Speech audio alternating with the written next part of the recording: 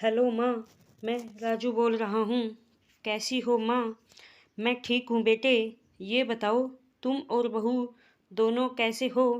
हम दोनों ठीक हैं माँ। आपकी बहुत याद आती है। अच्छा सुनो माँ, मैं अगले महीने इंडिया आ रहा हूँ तुम्हें लेने के लिए। क्या? हाँ माँ, अब हम सब साथ ही रहेंगे। नीतू कह रही थी माँ जी को अमेरिका ले आओ, वहाँ अकेली बहुत परेशान हो रही होंगी। हेलो, सुन रही हो माँ?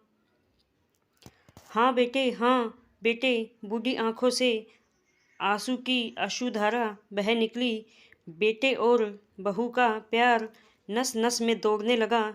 जीवन के 70 साल गुजार चुकी सावित्री ने जल्दी से अपने पल्लू से आंसू पोंछे और बेटे से बात करने लगी।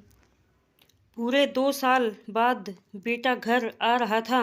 बूढ़ी सावित्री ने मोहल्ले भर में दौड़ दौड़ कर ये खबर सबको सुना दी। सभी खुश थे कि चलो बुढ़ापा चैन से बेटे और बहू के साथ गुजर जाएगा।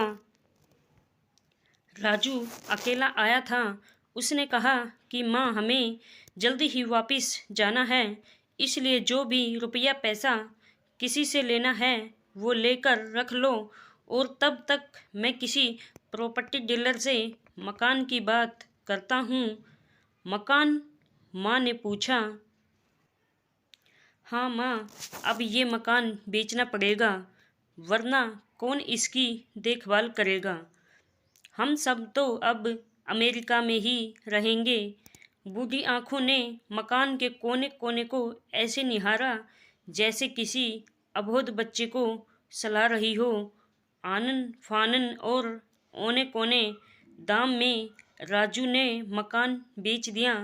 सावित्री देवी ने वो जरूरी सामान समेटा जिससे उनको बहुत ज़्यादा लगाव था।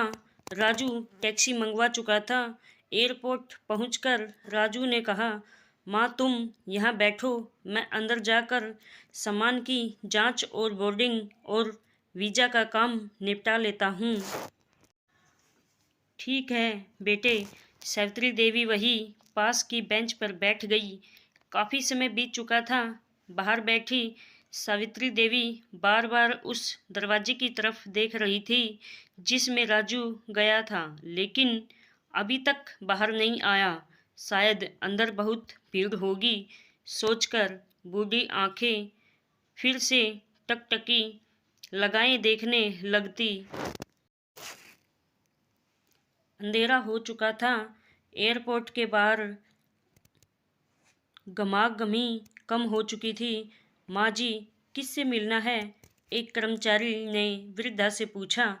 मेरा बेटा अंदर गया था टिकट लेने के लिए, वो मुझे अमेरिका लेकर जा रहा है, सावित्री देवी ने घबराकर कहा। लेकिन अंदर तो कोई पैसेंजर नहीं है। अमेरिका जाने वाली फ़्लाइट तो दोपहर में ही चली गई। क्या नाम था आपके बेटे का? कर्मचारी ने सवाल किया।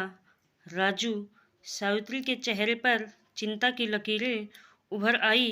कर्मचारी अंदर गया और कुछ देर बाद बाहर आकर कर्मचारी अंदर गया और कुछ देर बाद बाहर आकर बोला, माँ जी, आपका बेटा राजू तो अमेरिका जाने फ्लाइट से कब जा चुका है। क्या? वृद्धा की आंखों से आंसुओं का सैलाब फूट पड़ा। बूढ़ी माँ का रोम रोम कांप उठा। किसी तरह वापस घर पहुंची जो अब बीत चुका था। रात में घर के बाहर चबूतरे पर ही सो गई। सुबह हुई तो दयालु मकान मालिक ने एक कमरा रहने को दे दिया। पति की पेंशन से घर का किराया और खाने का काम चलने लगा। समय गुजरने लगा।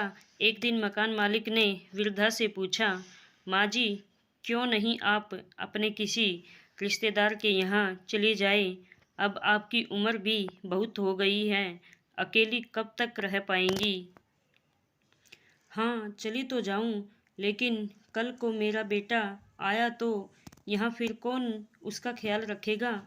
आँख से आंसू आने लग गए। दोस्तों, पढ़े अनाथ आश्रम दिल को छू लेने वाली एक कहानी। विनती है, माँ बाप का दिल कभी मत दुखाना। शिक्षा माँ तो माँ होती है,